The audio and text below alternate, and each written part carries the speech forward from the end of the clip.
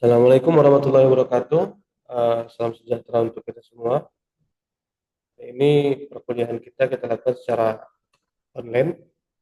Di pertemuan ini kita akan membahas tentang yang namanya uh, apa itu hukum aliran ataupun pemikiran daripada hukum klasik.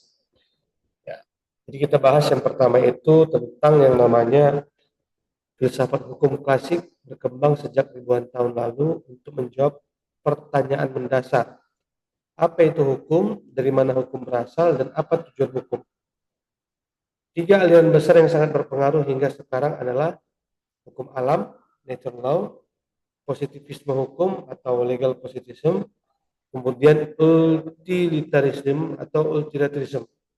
Setiap aliran memiliki sumber kebenaran hukum yang berbeda, pandangan tentang hukum, dan hubungan hukum yang berbeda, serta implikasi dalam praktik hukum yang modern.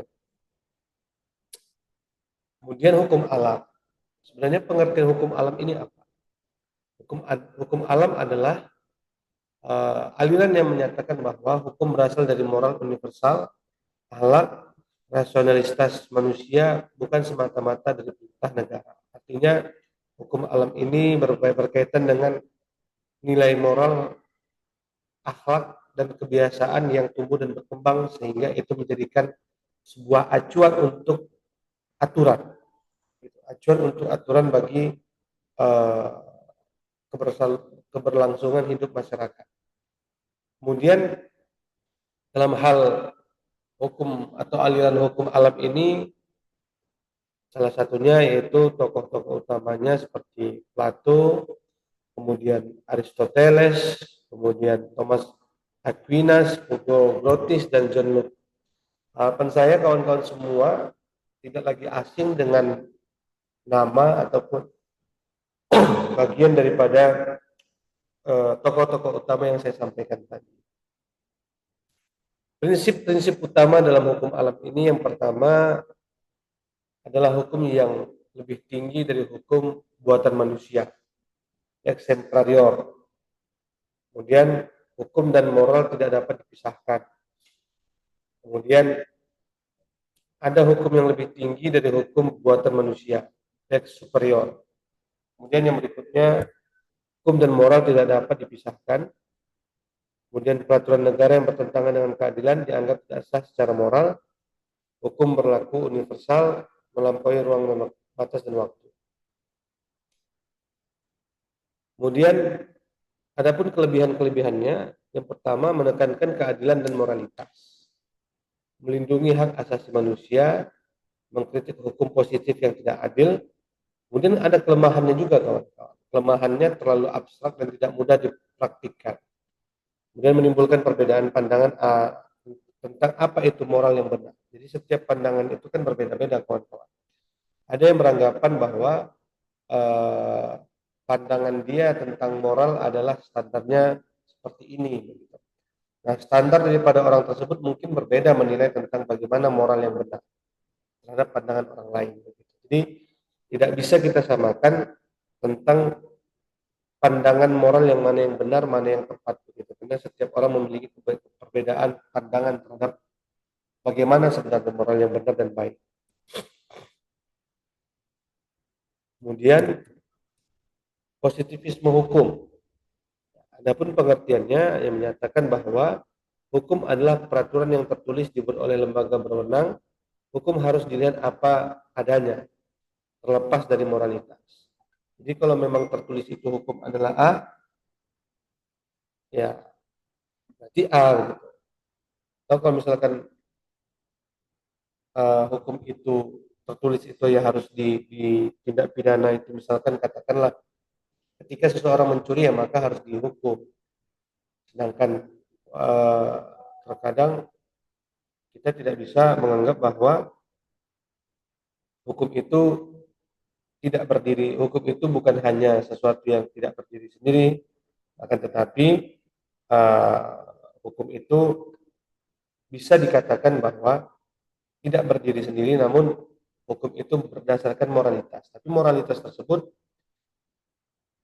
tidak menjadi bagian daripada apa namanya tindakan ataupun hal hukum itu sendiri begitu. Dikarenakan hukum itu haruslah eh, berdasarkan daripada apa yang telah ditulis. Begitu. Jadi kawan-kawan, adapun tokoh-tokoh utamanya itu seperti John Austin, Hans Kelsen, dan juga ada uh, John Austin dan Hans Kelsen dan juga Hart and Corbett Law. Prinsip-prinsip utamanya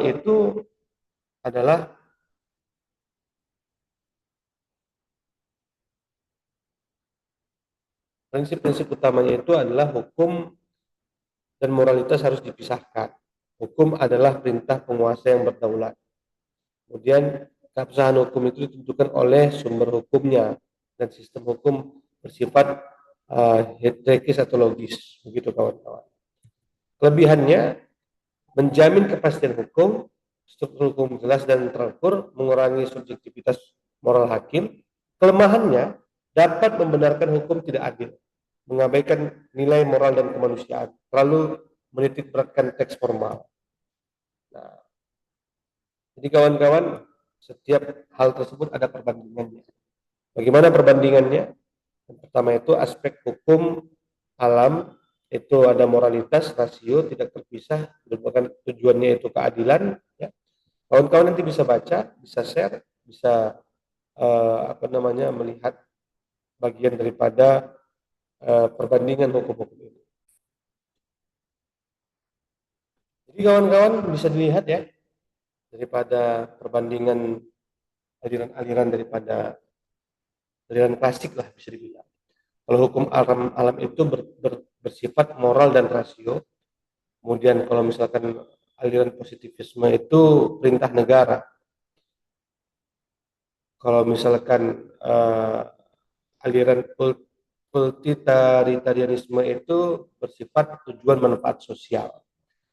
Nah, jadi bisa dilihat kawan-kawan semua di sini. Apapun ceritanya, hukum itu ada 3 aspek yang harus terpenuhi. Bagaimana hukum itu harus bermanfaat, bagaimana hukum itu harus berkeadilan, dan bagaimana hukum itu mempunyai kepastian. Saya kira jika ada yang perlu didiskusikan, silakan kita diskusikan kawan-kawan, bisa langsung saya langsung. Walaupun ini saya sampaikan secara singkat, harapan saya di grup WhatsApp kita gampang dan rasa ingin mengetahui itu sehingga kita ingin bertanya. Jangan gampang menyerah, artinya kalau tidak mengerti boleh ditanya. Saya kira demikian kawan-kawan atas perhatiannya. Silakan nanti ditanyakan ke grup kita. Assalamualaikum warahmatullahi wabarakatuh.